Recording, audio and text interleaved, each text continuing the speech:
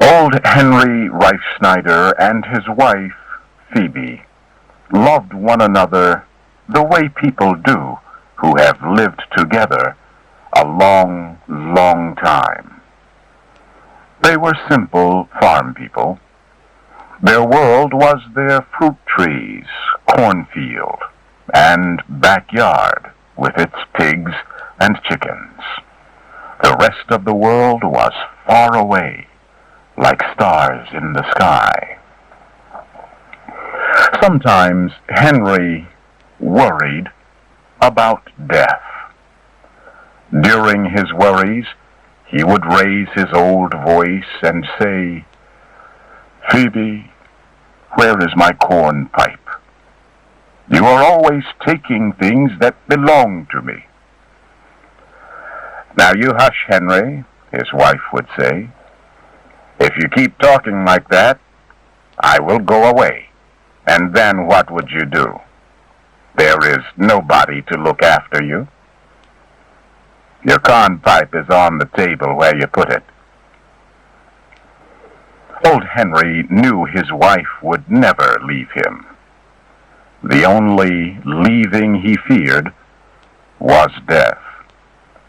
He often wondered how he could live without Phoebe. When she wanted him to get a pail of water, Henry liked to say, "Do this, do that, always asking me to do something. Women are never satisfied." Phoebe would smile. She could see the inner happiness shining in his eyes. Henry talked sharply, but he never forgot to get water and wood for the fire. In this way, they lived happily in their simple world. One day, in the early spring, Phoebe became sick and died. Old Henry watched them put her body in the earth. Neighbors asked Henry to come and live with them, but he would not leave. He wanted to be near the place where his Phoebe lay in the earth. He tried to work around the farm, but it was difficult to return to an empty house at night. At night he read the newspaper, but most of the time he just sat, looking at the floor, wondering where Phoebe was and how soon he would die. For 5 months he lived like this. Then there was a change. It happened one night after he had gone to bed. There was a bright moon in the sky. Its silver light fell on the old chairs and table in the bedroom. The moonlight on the chair and the half-open door made a shadow. The shadow looked like Phoebe. She was sitting by the table, the way she had done so many times before. "Phoebe," he called in a weak voice, "have you come back?" The shadow in the chair did not move. Henry got up and slowly walked toward it. When he came near the table, he saw that there was nothing on the chair but his old coat. Another night he thought he saw her again. He felt a soft wind blow in the room. When the wind blew away, the shadow of Phoebe went away too. A third night, when he was sleeping, she came to the bed and put her hand on his head. "Poor Henry," she said gently. "I am sorry you are alone." He awoke and was sure he saw her leave the room. Phoebe had come back. Night after night he waited. Then, one morning, he awoke with a surprising new thought. Perhaps she was not dead. Perhaps Phoebe had just gone away. They had argued about the corn pipe, and she had left the house. Yes, that was it.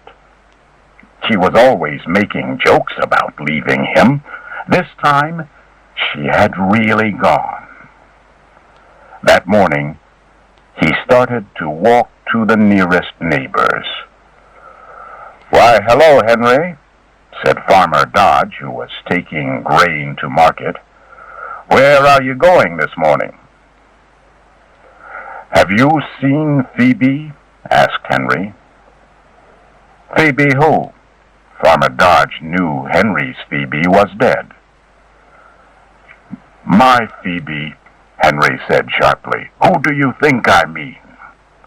"You must be joking," said Farmer Dodge. "You cannot be talking about your Phoebe." "She is dead." "Dead? Not my Phoebe. She left me this morning while I was sleeping. We argued about my corn pipe last night, and that is why she left. But I can find her. She went over to Matilda Race's farm. Yes, that is where she is." Henry started to walk fast down the road. "The poor old man is sick in his mind," Dodge said to himself. "He has been living alone too long."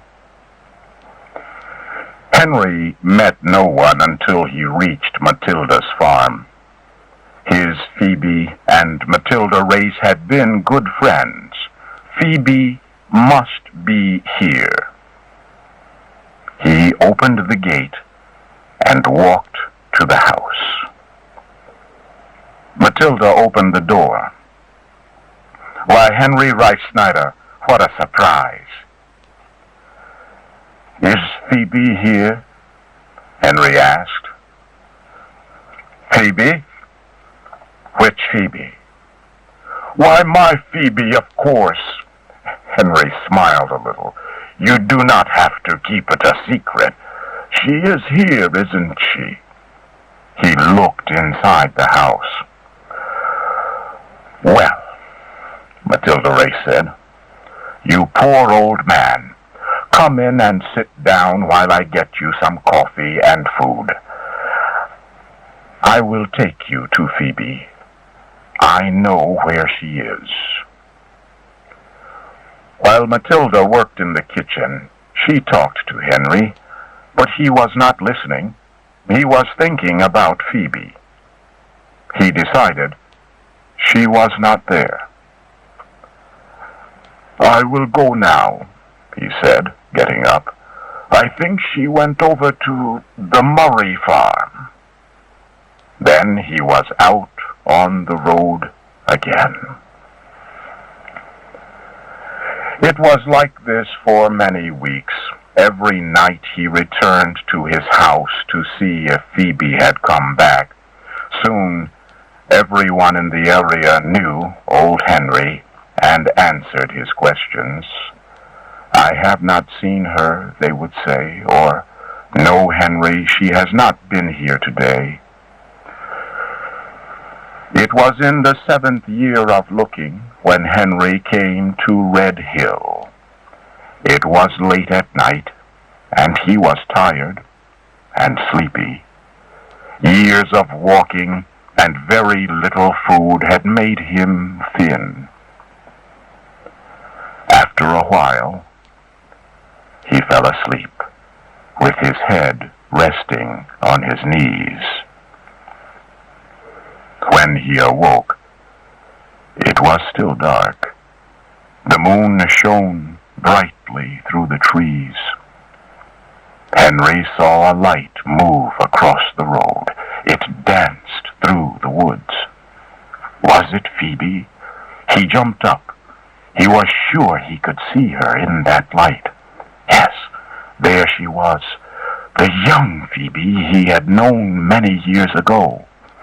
Suddenly, He remembered her young beauty, her warm, friendly smile, the blue dress she had worn the day he first met her. "Phoebe," he called, "have you really come? Have you really answered me?" He began to feel young and strong again. He ran to follow the moving light. Then a soft wind blew through the leaves, and she was gone. "Phoebe," he cried, "do not leave me. Please, please stay with me." He ran as fast as his old legs would go. When he came to the top of the hill, he looked down into the valley of shadows below. Tears of happiness came into his eyes when he saw Phoebe again. Yes, there she was, down in the valley, smiling up at him. She was in the same blue dress. She waved a hand and seemed to say, "Come, come with me." Henry felt the strong pull of a new world where he and Phoebe would always be together. He gave a happy cry. "Wait, Phoebe, wait! I'm coming!" The next day, some farmer boys found Henry at the bottom of the hill. His body was broken. There was a soft, happy smile on his face, the same smile he had known when Phoebe was alive.